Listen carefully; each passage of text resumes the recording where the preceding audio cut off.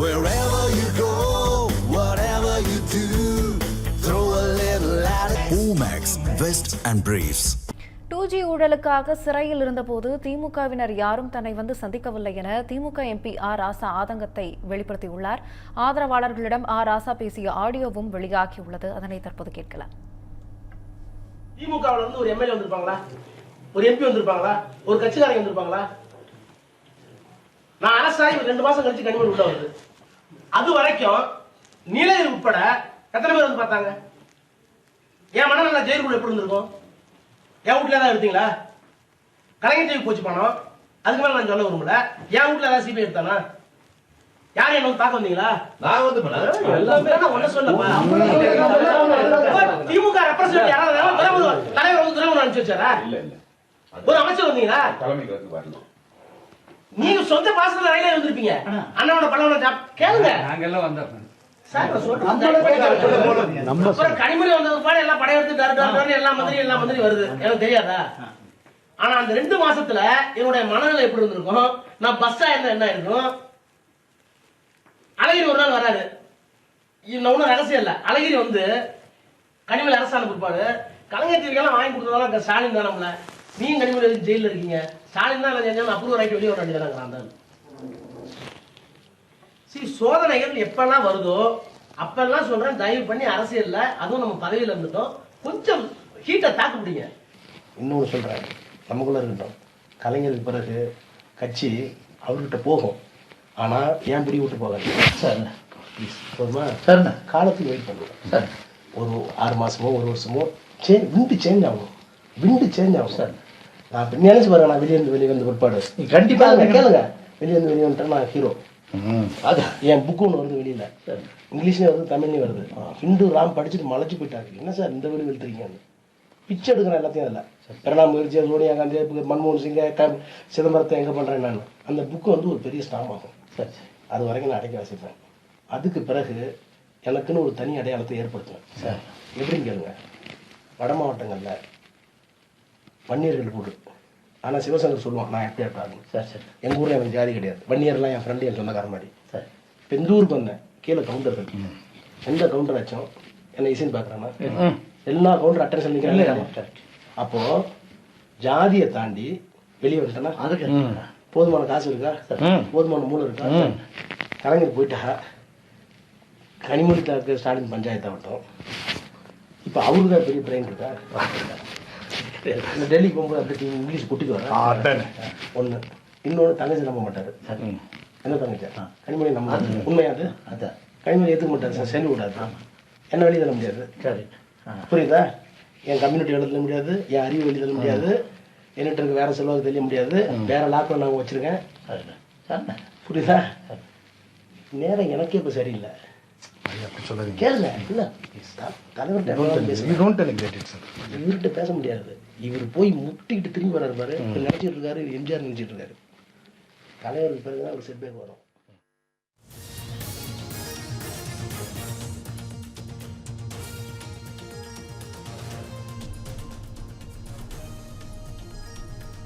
டூஜி ஊழலுக்காக சிறையில் இருந்தபோது திமுகவினர் யாரும் தன்னை வந்து சந்திக்கவில்லை என ஆர் ராசா ஆதங்கத்தை வெளிப்படுத்தி இருக்கிறார்.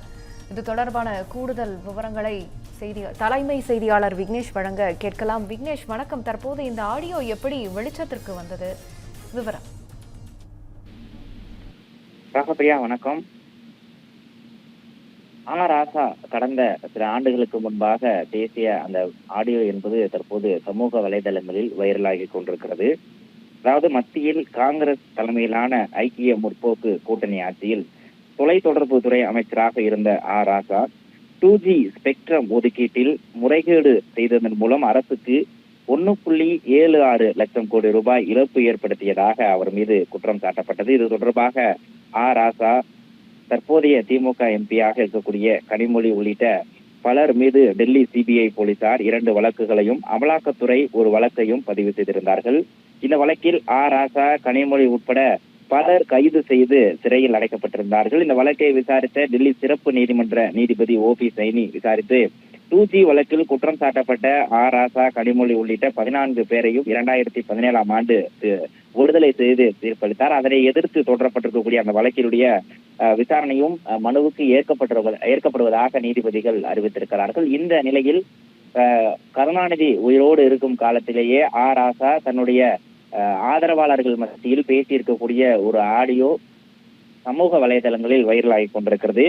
அதில் 2G வழக்கில் நான் சிறையில் இருந்த போது தன்னை யாராவது வந்து பார்த்தார்களா? திமுக சார்பில் சட்டமன்ற உறுப்பினரோ, அமைச்சரோ, மூத்த நிர்வாகியோ யாருமே வந்து என்னை பார்க்காத நிலையில் எனக்கு பிறகு 2 மாதங்கள் கழித்து கனிமொழி சிறையில் அடைக்கப்பட்ட போது திமுகவினர் ஒட்டுமொத்த பேரும் திரண்டு வந்து சிறைக்கு வந்து பார்த்தது தனக்கு எந்த அளவிற்கு ஒரு ஆதங்கத்தை ஏற்படுத்தி இருக்கும், அப்போது தன்னுடைய மனநிலை எப்படி இருந்திருக்கும் என்பதை நீங்கள் புரிந்து கொள்ள வேண்டும் என ஒரு ஆதங்கத்துடன் தன்னுடைய ஆதரவாளர்கள் மத்தியில் ராசா பேசியிருக்கக்கூடிய அந்த ஆடியோ தான் தற்போது சமூக வலைதளங்களில் வைரலாகிருக்கிறது. இந்த 2G ஸ்பெக்ட்ரம் வழக்கை பொறுத்தவரையில் ஒரு தனியார் தொலைக்காட்சிக்கு பணம் என்பது கைமாறியதை தவிர என்னுடைய வீட்டிற்கு ஏதேனும் பணம் வந்ததா என கேள்வி எழுப்பியிருக்கக்கூடிய ராசா ஒரு முறை அழகிரி, அதாவது கருணாநிதியினுடைய மகன் அழகிரி ஒரு முறை தன்னை வந்து பார்த்த போது இந்த 2G வழக்கை பொறுத்தவரையில் கலைஞர் டிவிக்கும் ஸ்டாலினுடைய வீட்டிற்கும் தான் பணம் சென்றது, நீங்களும் கனிமொழியும் எதற்காக சிறையில் இருக்க வேண்டும், ஸ்டாலின் தான் எல்லாம் செய்தார் என விசாரணையில் தெரிவித்து அப்புறவராக மாறிவிட வேண்டியதானே என ஒரு பரிந்துரையும் ஒரு ஆலோசனையும் அழகிரி தனக்கு வழங்கியதாகவும் தற்போது ஆடியோவில் ராசா சுட்டிக்காட்டி பேசியிருப்பது வைரலாகி கொண்டிருக்கிறது. கருணாநிதிக்கு பிறகு கட்சி ஸ்டாலினுடைய வசம் போனாலும் கூட என்னுடைய பிடி என்பது விட்டு போகாது எனவும் 6 மாதமோ 1 வருடமோ அலையடிக்கும், அதுவரை பொறுத்திருந்து பார்க்க வேண்டும் எனவும் ராசா தன்னுடைய ஆதரவாளர்கள் மத்தியில் பேசியிருக்கக்கூடிய அந்த ஆடியோ தான் தற்போது வைரலாகி கொண்டிருக்கிறது. 2G தொடர்பாக ஒரு புத்தகம் எழுதுவதாகவும் அந்த புத்தகம் எனக்கு மிகப்பெரிய ஆதரவை ஏற்படுத்தும் எனவும் குறிப்பிட்ட சாதி பெயர்களை சொல்லி எந்த ஒரு சாதியும் பிரிவினை இல்லாமல் அனைத்து சாதியுடனும் நான் நண்பனாக பழகி கொண்டிருப்பதாகவும் சாதியை தாண்டி போதுமான அளவிற்கு பணமும் மூளையும் என்னிடம் இருப்பதாகவும் கருணாநிதி மறைவுக்கு பிறகு ஸ்டாலினுக்கும் கனிமொழிக்கும் ஏற்படக்கூடிய அந்த பிரச்சனையை சாதகமாக பயன்படுத்திக் கொள்ளலாம் என்ற ஒரு தோனியில் ராசா பேசியிருக்கக்கூடிய அந்த ஆடியோ என்பது தற்போது வெளியாகி இருக்கிறது. கனிமொழியை ஸ்டாலின் ஏற்றுக்கொள்ளவே மாட்டார் எனவும் தனக்கு முன்பாக தன்னுடைய தங்கை மேல் வருவதை ஸ்டாலின் ஒருபோதும் ஏற்கவே மாட்டார் என பேசியிருக்கக்கூடிய ஸ்டாலின் அன்றைய காலகட்டத்தில் கருணாநிதியை நேரில் பார்த்து பேச முடியவில்லை எனவும் கருணாநிதியே ஸ்டாலினிடம் கைதியாகவே இருப்பதாகவும் ராசா குற்றம் சாட்டியிருக்கிறார். கருணாநிதியினுடைய மறைவுக்கு பிறகு ஸ்டாலினை போட்டு அடிக்க வேண்டிய நேரம் வரும், அப்போது நாம் பார்த்து கொள்ளலாம், அதுவரை பொறுத்திருந்து காரியத்தை சாதிக்க வேண்டும் என தன்னுடைய ஆதரவாளர்களுக்கு ராசா தெரிவித்திருக்கிறார். மு.க. ஸ்டாலின் தன்னை எம்ஜிஆர் என நினைத்துக் கொண்டிருப்பதாகவும் அவர் டெல்லியில் போய் இங்கிலீஷ் பேசி விடுவாரா என நக்கலாக அவர் அந்த ஆடியோவில் பேசி இருப்பதும் பதிவாகி இருக்கிறது. இந்த ஆடியோ தற்போது சமூக வலைதளங்களில் வைரலாகி கொண்டிருக்கிறது. கடந்த காலங்களில் பேசப்பட்ட ஆடியோவாக இருந்தாலும் கூட அந்த ஆடியோவுடைய உறுதித்தன்மையும் கிட்டத்தட்ட உறுதிப்படுத்தப்பட்டிருக்கிறது. சமூக வலைதளங்களில் பல்வேறு சமூகதள வாசிகள் இந்த ஆடியோவை பதிவிட்டு தன்னுடைய கேள்வியை முதலமைச்சர் மு.க. ஸ்டாலினை நோக்கி எழுப்பிக் கொண்டிருக்கிறார்கள். குறிப்பாக ராசாவை பொறுத்தவரையில் திமுகவினுடைய துணை பொதுச் செயலாளராக இருக்கிறார், திமுகவினுடைய நாடாளுமன்ற உறுப்பினராக இருக்கிறார். இதற்கு முன்பு மத்திய அமைச்சராக இருந்த காலகட்டத்தில் அந்த 2G ஸ்பெக்ட்ரம் ஊழல் வழக்கில் கைது செய்யப்பட்டு சிறையில் அடைக்கப்பட்டிருந்த போது தன்னை திமுகவினர் யாரும் வந்து பார்க்காத நிலையில் கனிமொழியை கைது செய்த பிறகுதான் அனைவரும் வந்து சிறைக்கு வந்து பார்த்ததையும் சுட்டிக்காட்டி தன்னுடைய ஆதங்கத்தை வெளிப்படுத்தி இருக்கக்கூடிய அந்த ஆடியோ தான் தற்போது சமூக வலைதளங்கள் முழுவதும் வைரலாகி கொண்டிருக்கிறது. ராகப்பிரியா, தகவல்களுக்கு நன்றி விக்னேஷ்.